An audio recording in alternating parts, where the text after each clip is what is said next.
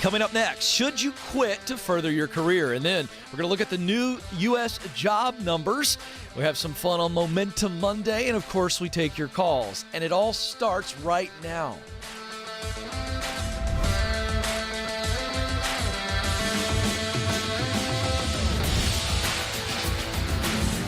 All right, welcome to the Ken Coleman Show. I'm Ken. So thrilled to have you with us as we talk about you, specifically what you were born to do.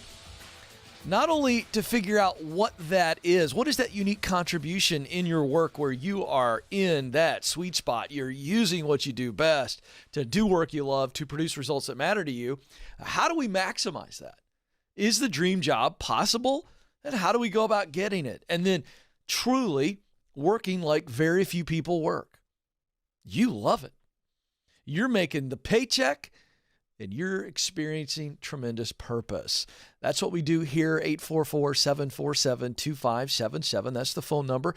It's a toll-free number, and no matter if you're watching live right now just after noon Eastern Standard Time or later, you can get us for a 2-hour window from 12 to 2 Eastern Standard Time, 844-747-2577. If you're watching live or later, give us a thumbs up right below the video window and subscribe if you haven't already. We're growing, and we want to continue to let those who are on YouTube, no matter why they're out there, to know that there's a safe place, a place where they can discover who they are, or they can figure out a way to become more of what they want to be, to change their life. 844-747-2577. So when I was growing up, my dad used to say to me all the time, winners never quit, quitters never win. He would say that to me. And it was always a bit of a motivational challenge when I was wanting to quit something, or maybe I had quit something. And you've heard the phrase before. If you haven't, it's been around a long time. I don't know who came up with it, but it's been around a long time. Winners never quit. Quitters never win. Now, there is some truth to that old saying. There is some truth, but it's not completely true. And so I want to take that old phrase today, and I want to talk about this idea of, should I quit in order to grow, to further my professional purpose, to advance in my career? It's a legitimate question. So let's break down that old quote by simply giving you what I believe is the actual truth, that winners quit at the right time. Winners quit at the right time. Winners know when to quit. Winners know what to quit. Throw another one in there. Winners know why they're quitting. If we flip that wonderful little phrase that, again, full of motivational juice, but not a whole lot of practical application, the fact of the matter is that women and men who have won in their professional life, how about in their relationships? They've quit things that should have been quit. Because if we look at another phrase that we all kind of know, a colloquial kind of motivational phrase, and that is that the definition of insanity is doing the same thing over and over and getting the same result. I mean, at what point do we realize I'm not going to be able to dunk the basketball? I use this analogy all the time. If we go out in the parking lot, we put up a 10-foot goal, and I try to dunk it, and I'm barely touching the net, which is what would be reality right now at this stage of my life. At what point do you all look at me and go, Ken, let it go, buddy. Give it up. It's not going to happen. At what point do you go, well, there's determination, and then there's delusion. So the reality is we understand this. And great women and great men, on-purpose women and on-purpose men, excellent women and excellent men, people who are doing what they were created to do, along the way realized, I need to quit this. It's time to quit. We get these calls all the time on the show. And we created a quiz that's free to you called Should I Quit My Job Quiz. But some of you are in a place where you have moved up and you're on the ladder. Let's just talk about those people specifically. This is stage 5 people getting promoted. You've been promoted. You want to keep getting promoted. You want to move up. You're ready to step into stage 6 emotionally, mentally. You want to get there. So at some point you go, look, I've kind of hit my lid in this organization. I could hang around and hope for something to change. Should I quit? And I think you have to look at strategic quitting. Winners quit at the right time. Go, hey, I've probably maxed out here. It looks like I've maxed out.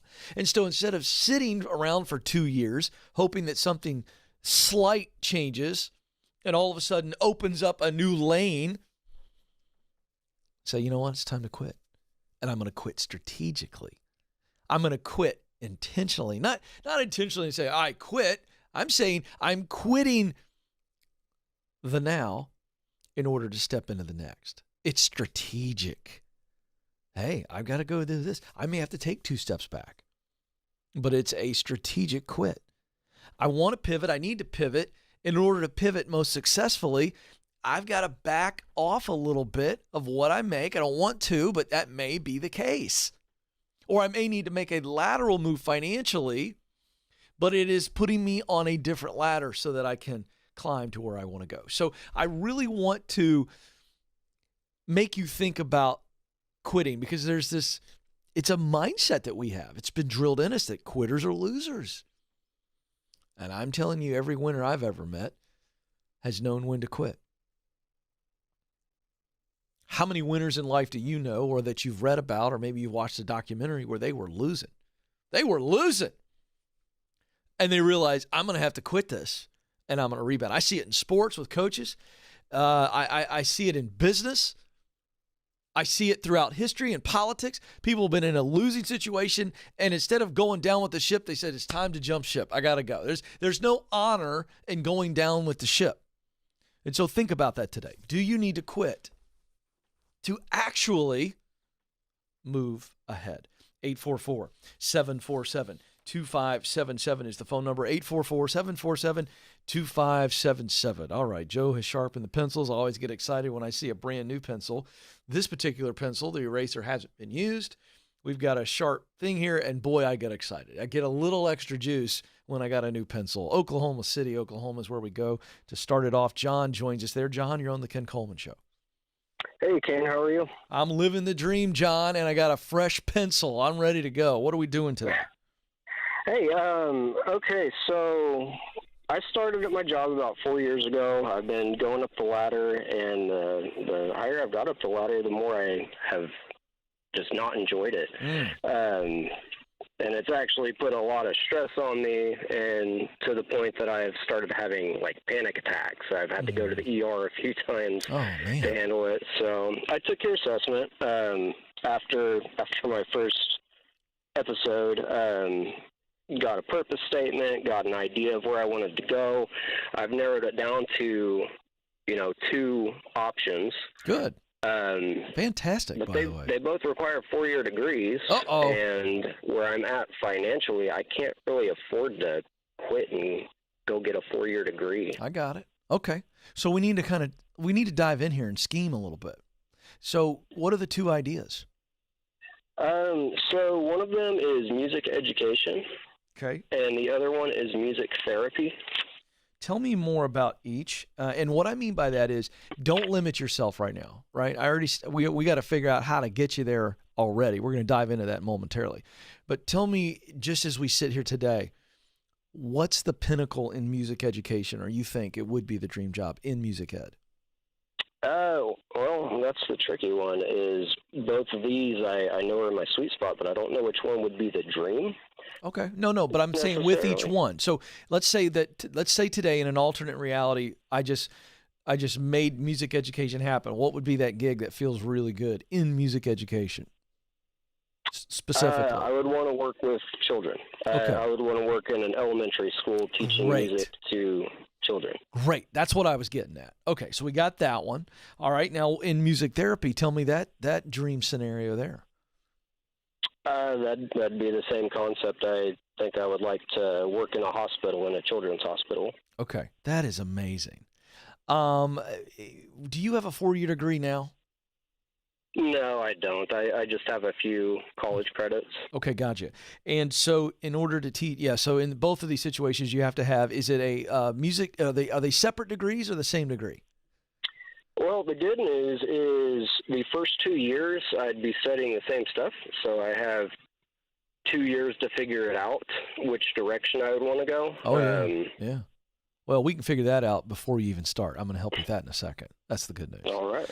Okay, so it is a separate degree, and what do we? And how much have you done the research on if you were to do community college for your core stuff, or some type of online university, which there's a ton of those out there now, and if you were to kind of go that route, cash flow it, do it while you're working, have you figured out what the most inexpensive way to do it would be? Yeah, I have found a community college here in town to go to. Okay, could you? And that's just 2 years, and then you'd have to do 2 years somewhere else. Yes. Okay, well, what are we talking about financially? As far as my current situation, or Yeah. how much it would cost. Okay. So I've got about $50,000 in debt plus a mortgage payment that brings me up to $250,000. Okay. I've got 2 kids and a wife, and I'm paying for daycare, which costs more than my mortgage. Right. So there's just not a whole lot of room for me to really get after it. What's your with, combined? like the Dave Ramsey plan? Is your wife working outside of the home? She is. It sounds like, because you got daycare.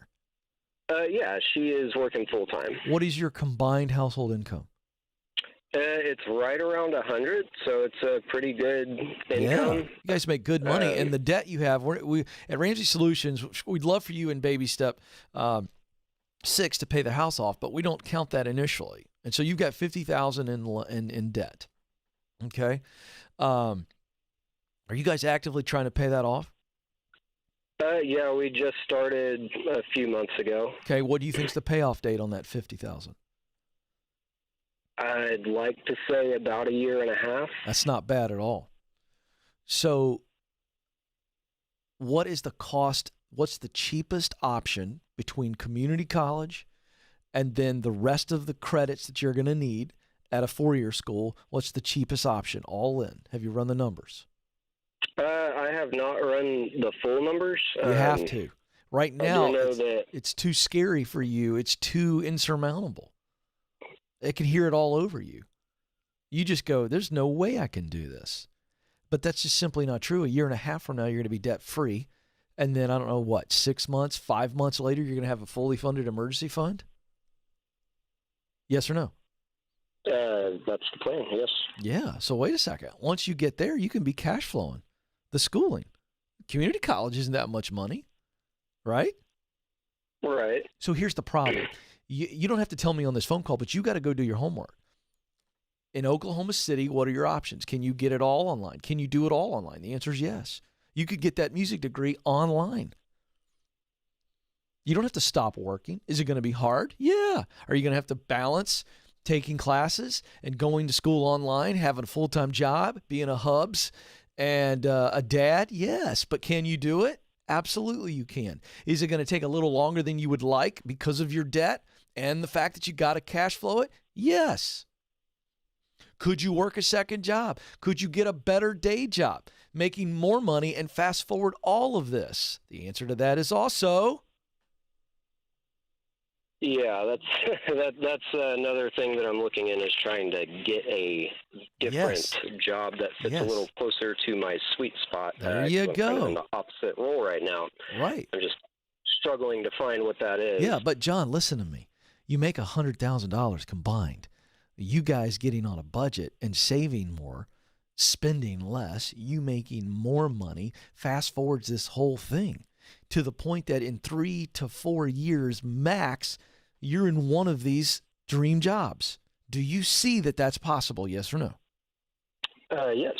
Okay, now the next step. Here's what I want you to do. This is going to give you some extra juice while you go get the answers, because your homework assignment is twofold. First homework assignment is you need to go figure out how you get that degree online or in person in Oklahoma City, whether you go to the state school or not, and you figure out what's the lowest cost possible, because nobody cares where you got your degree from. Nobody. Certainly not the kids or the parents that you're going to be helping. All right? Second homework assignment. You need to start hanging around music teachers in the elementary schools. You need to find a way to get to know them. You got to know somebody that knows somebody that knows somebody. I know you can do it. And then same thing with the music therapy. Find a way to connect with somebody who does both rather, and you talk to them and you'll learn everything you can learn about what they do. And in doing so, your heart's going to choose one or the other. See if you can shadow them. Your heart will tell you so that you know going into this exactly which one you want. That decision can be made before you start taking the school. Do you understand what I'm saying? Yes, I do. All right, John. Now here's the deal. You just took the Get Clear career assessment. It just laid out for you your top talents, your top passions, work you love to do, and your primary missional driver, the results that you love to produce. That becomes your arrow in the Oklahoma City area to go, I'm looking for job descriptions that put me here, because if I can do that, I'm going to do really well, make even more money than $100,000 combined. That's the better day job, maybe even a sweet spot job. John, but I'm okay with you just doing a talent-only job. Because if a talent-only job makes you more money, it fast-forwards the entire timeline we came up with. You got this, John. Go, go, go. And to the rest of the audience, hear me say this. Yes, I want every one of you to work in your sweet spot, where you are using what you do best, your talent, to do work you love, passion, to produce results that matter deeply to you. That's your mission. However, like John, like me, if you have to get qualified and it's going to take longer, it's going to cost some money to get qualified. If you can get a better day job where you're using talent only, then I say go do that. Because the more money you make with talent only, we can fund the plan and move it along faster. Go do that. You don't have to be in a sweet spot gig in the day job. The day job funds the dream job. So be free to do that. And here's the other thing. You say, well, Ken, what if I go in and I'm good at it, but I don't love it? You don't have to love it. You have to love the reason for it. Big difference. I don't love my job. I don't give a crap. You should love the reason for it. I was selling sponsorships to live events and booths. I didn't love that work, but I loved the reason for it. It was getting me to where I wanted to go. That's the shift. All right, let's go to Cleveland, Ohio next. Nathan joins us. Nathan, you're on the Ken Coleman Show. Hi, Ken. How are you? Nathan, I'm living the dream. What's going on with you? So my question for you today is, what is the most appropriate way to resign from my current company as I transition to my next opportunity? Okay, great. Have you ever led anybody before? Any employees ever report to you? Yeah, I have 8 people, well, 9 technically, that report to me right now. Oh, great. Has anyone ever resigned underneath your leadership? No. You've never had anybody resign? So I've only been in this position for like 9 months. That's okay. Which makes this a little bit more challenging on like a personal level. Yeah, I get it. If someone resigned today that was on your team, one of those 8 people, I want you to you can pick the person, I don't care.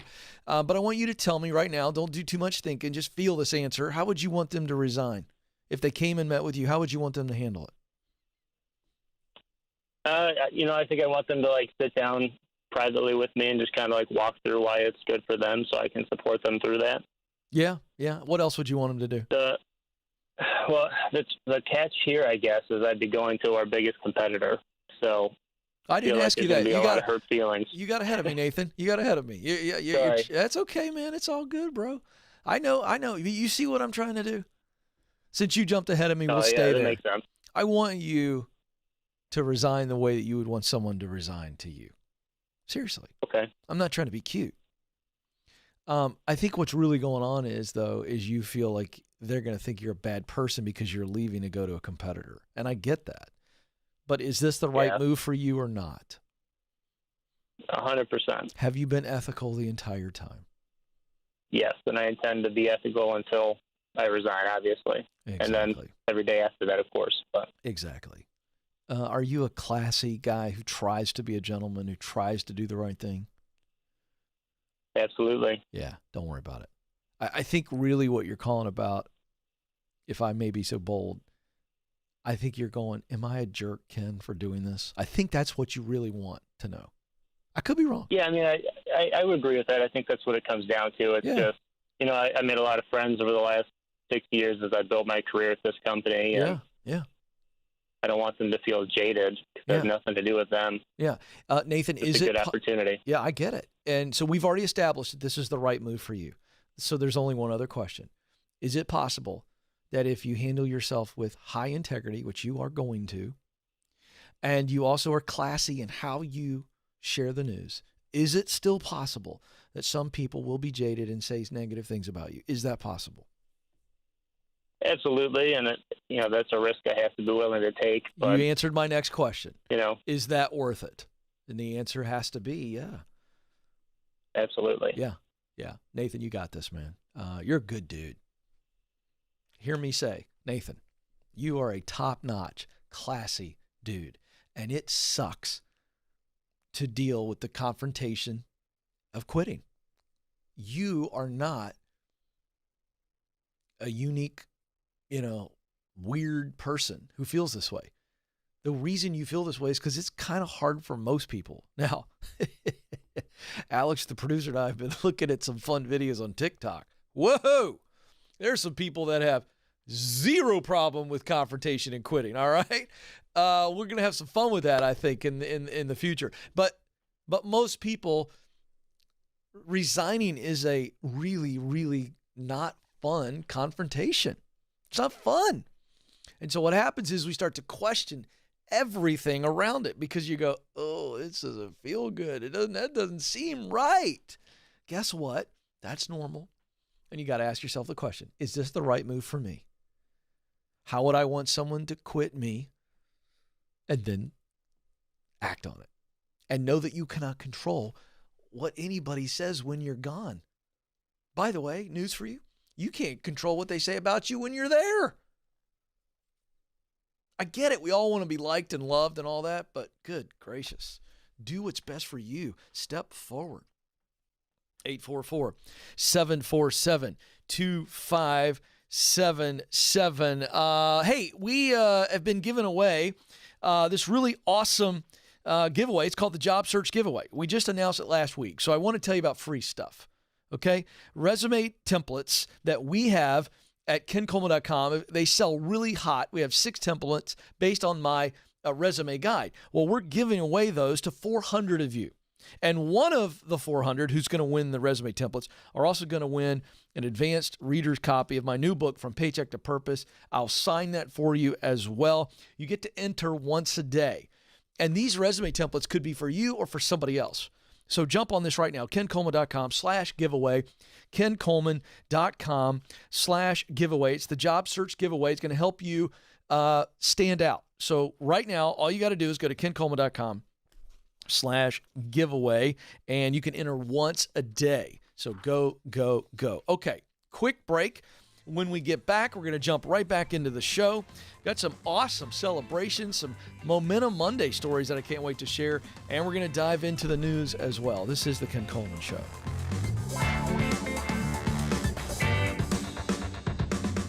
We were drawn to Christian Healthcare Ministries because we both had young families and we wanted to have more children. And we had also just started a real estate company and needed to find healthcare coverage that would meet our needs. We were attracted to CHM because of its low monthly costs and the ability to negotiate medical costs down. Established in 1981 and accredited by the Better Business Bureau, CHM is here to meet the needs of your growing family or small business. Check us out at chministries.org. We absolutely believe in it.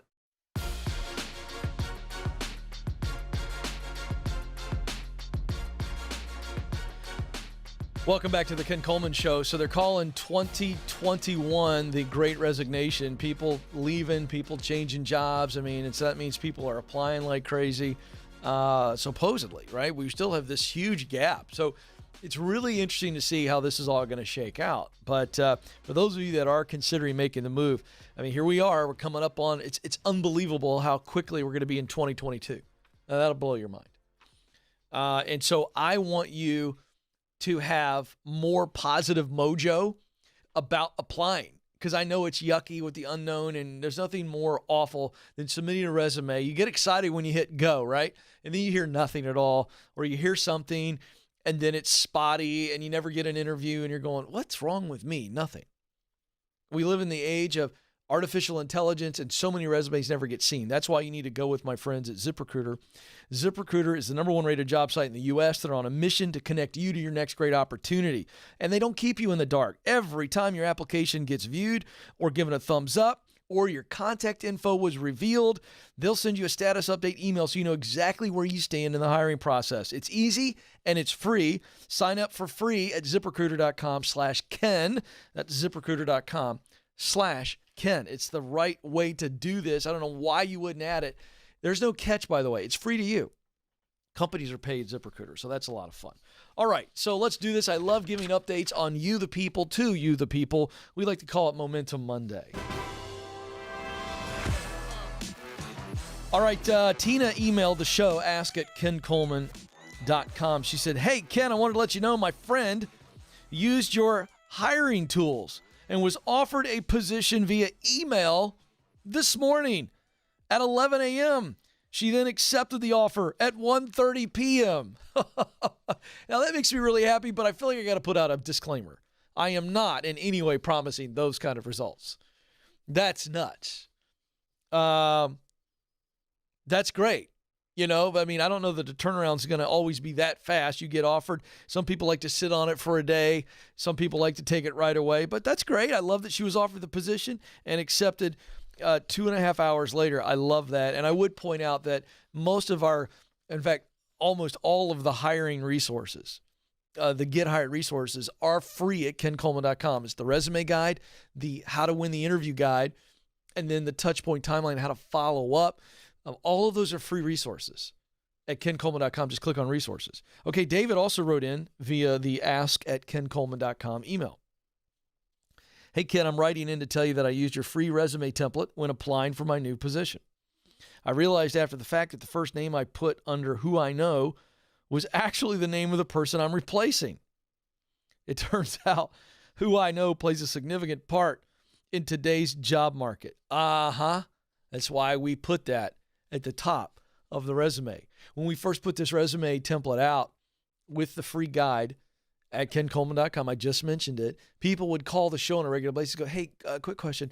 Do you really want us to use the template exactly the way it is, where it says who I know in bold letters? And the answer is yes. That's why I put it in there. It gets everybody's attention. Now, in this particular situation, David applies. He wasn't, for whatever reason, he wasn't clear that he was replacing the person who gave him the reference. So how about that? Now, he goes on to say, I've used your template 3 times since 2018, and I've always secured at least an initial in-person interview each time. I wanted to say thank you. This is the first of many dream jobs for me. That's really cool. Good stuff. And so, I don't read that so you can hear people compliment me. I read that so that you take me up on the free resources we give you at kencoleman.com. It'd be one thing. I mean, I don't have any problem selling something like my new book. I got no problem selling that. I pour my heart and soul into it. It is the clear path. I have no problem telling you to go buy From Paycheck to Purpose. You see what I did there? I just dropped that little promo in there. Okay? I really don't have any problem. But when I offer you something for free, I don't know why you wouldn't try it. And by the way, all of those free resources at kencoleman.com, I mean, they do very, very well because they're working. So there you go. Because you know what? If I was you and I was new to this show, and you're listening to me or you're watching me and you're going, this dude's got a little too much energy. He should probably back off on the caffeine or whatever it is that you think of me. Like he should have shaved today. You know, maybe you think that. I don't know what you think. Okay. But if you go try the free stuff and you go, all right, let's see if this free stuff actually has any value to it. That's what I would do. I wouldn't buy from me until I tried something for free or listen to me coach a phone call. So I get it. Try the free stuff. It's free. Did I mention it's free? Okay, I did a few times. There you go. All right. You know what else I love to do for you for free? Is keep you up to date on what's happening in the news. All right, you've probably already seen this, but the latest job report for September has come out, and there was a whole lot of hand-wringing by economists and stuff on Friday and over the weekend. I don't take that from this. But let's just break down what I think you need to know. The economy added 194,000 jobs, and the unemployment rate dropped to 4.8%. So this is the slowest pace of the year. That's why everybody was kind of wringing their hands. This isn't good news. So month by month of additional job adds, this was the slowest of the year. Now, let's just look at how slow. So 194,000 jobs were created in September, 366,000 jobs added in August. So it's a pretty big drop, okay? And many workers are giving up the job search altogether. So the smaller the pool of labor means that despite the slowdown in hiring, the unemployment rate still fell from 5.2% to 4.8%. So the labor shortage is still a problem. That's the big takeaway. Now, here's why that's concerning. And we're seeing it in the September job report. If companies can't hire people, companies can't grow. If companies have a need for workers to be able to create better products and services, but they can't get the help, then they're not going to be able to grow. That starts to get into this really weird cycle where companies slow down growth. They can't grow. Some go out of business. Folks, the restaurant business is hurting now as much as they hurt during the pandemic because they can't get workers in. You're seeing it in your zip code. And if you're not, it's because you're not going out to eat. And so here's what's driving it. The news of the Delta variant over the summer, late summer, began to become a massive fear factor for so many people who said, I'm not going back to work. And it's holding back the economy. And so at some point, and this is where it gets down to the argument, vaccine, no vaccine, let me just tell you what happened over the weekend. How many of you saw the news about Southwest Airlines? Woo! Look, right or wrong, Southwest Airlines pilots are going, we're not going to play this mandatory vaccine game. That's what happened. And so they didn't show up. Now, you want to talk about how this starts to affect the economy? People walking out, not doing their jobs. And again, you can say those people are jerks. They need to do it. I get it. But what I'm telling you is we are still in an unknown right now, even though there's tons of jobs available. The reality is there's still a bit of a mystery, and I think it's mostly COVID related. People are saying, I'm not going back to work. I want to work at home. I like to work at home, and I'm going to hold out. We still have a holdout. And I don't know how many months it's going to take for people to go, I've got to go back to work. I think if you're wondering, that's my best read on the situation. At some point, when the unemployment benefits aren't there, then people go back to work. But until then, it could really affect our economy, and I believe that it is. So there you go. 844-747-2577 is the phone number. Let's go to one more call. Mike is on the line in Baltimore, Maryland. Mike, you're on the Ken Coleman Show. Hi, good afternoon. Thanks for your time today. You bet, Mike. How can I help?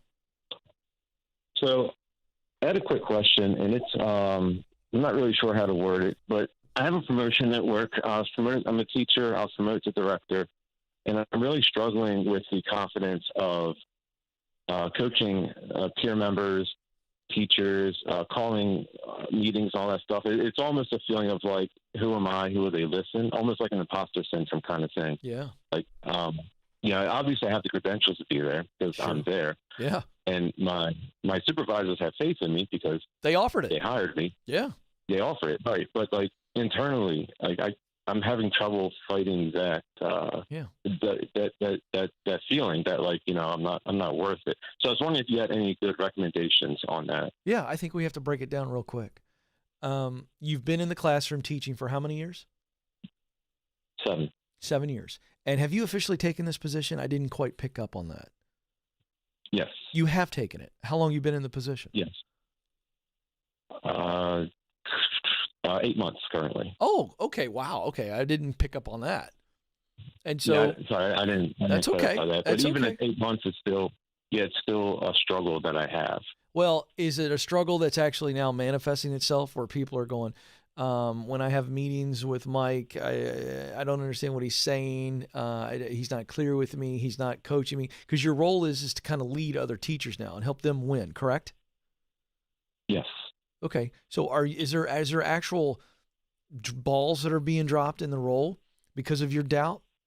Or is this just something where you're still stuck in doubt 8 months in? I mean, is there any evidence that your doubt is telling you the truth? I believe I'm still stuck in doubt. I get good positive feedback from the teachers, emails, thank you for the advice. Well, then Yeah, you got to I tried start this believing idea. it. So you got to start believing it. Because here's what I was going to say, Mike. If you had just taken the gig or you were considering taking it, I was going to take you back to the classroom. For 7 years, you have proven yourself that you're good at instructing. You're good at guiding students. And so I was going to point it out that we're talking about instructing teachers, guiding teachers, encouraging teachers, equipping teachers. You've already done that with students. Now we're just talking about doing it with much more mature people. And I think that you've created this thing that I am the same age as some of them, or now I'm going to be doing this and they've been here longer than me. And you came with all these reasons why you're not going to be able to do the things that you're already trained at doing, things that you're already good at doing. That's where I was going to take you. And I believe I'm right. You're getting feedback to prove it. Yes. And the question I would have is, what are your recommendations? Are there any good reads, podcasts, anything? Sure. Obviously, Ken Coleman's the best one, right? Well, But, no, I appreciate the kind words. No, I mean, I'm all for you listening to podcasts and reading books.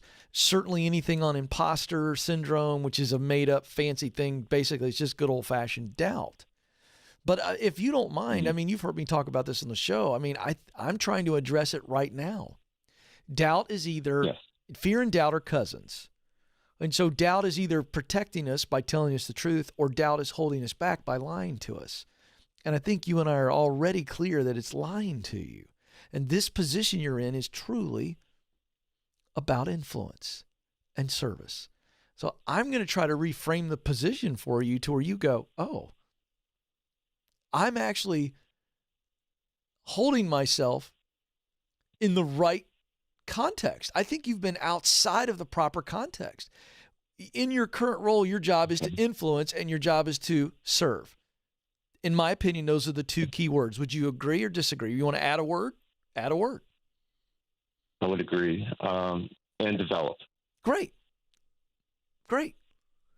So drop my word influence and let's just put develop, because by developing, you'll influence them, right?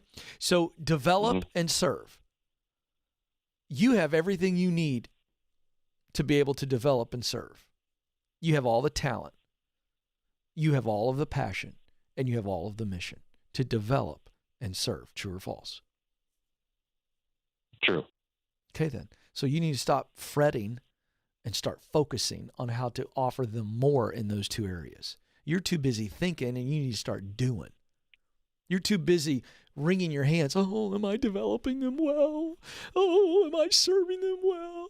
I'm not making fun of you, Mike, but I'm just calling this out. That's the voice of doubt, and it's full of crap, and you got to own that. Am I right? Yes, and that's actually, you are absolutely right, because one of the big issues is there is no numerical feedback. So I come from a chemistry background, so everything's like analytics and data. But with this position, there is no, other than like staff surveys and stuff, right, which are subjective. I don't have any firm data to look at, and I think that's part of the doubt also. That's fair, but let me also position that differently too. Do you know what data you do have besides their surveys? Their eyes, and their voice. Okay. Think about it. When you're one-on-one with them, do their eyes light up?